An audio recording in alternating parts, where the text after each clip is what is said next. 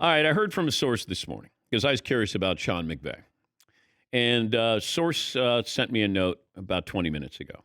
Been told by a couple of people who would be close enough to Sean, maybe leverage, but there's enough interest on both sides for him to go to ESPN. So just something to file away. Interest on both sides.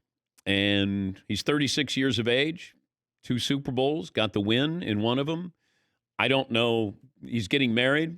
I don't know if, he would. You jump into Monday Night Football, then all of a sudden that's a job you can keep for a decade. You can always come out of the booth, as John Gruden did. But this is just from a source who knows people who are close. I'll give you the wording because I said my source reached out at 9:05 this morning, and I didn't see it till around 9:30.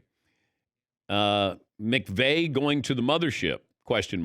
And I went, oh, really? Been told by a couple of people who would be close enough to him, maybe a leverage move, but enough interest on both sides.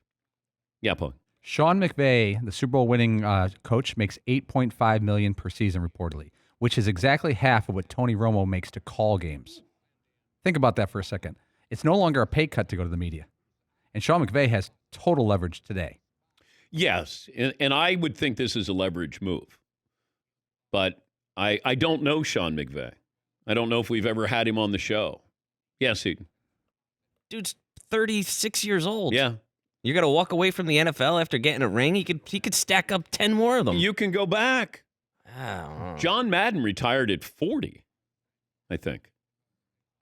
And plus, you leave as the Super Bowl winning coach. You can put him in the booth. And I don't know how good he'd be as an analyst. I also wondered about Odell Beckham. Because at some point, is a network or networks going to reach out to OBJ? And I would think being a in-studio analyst, not a game analyst, but I think that's a real possibility. I would want to see Odell Beckham.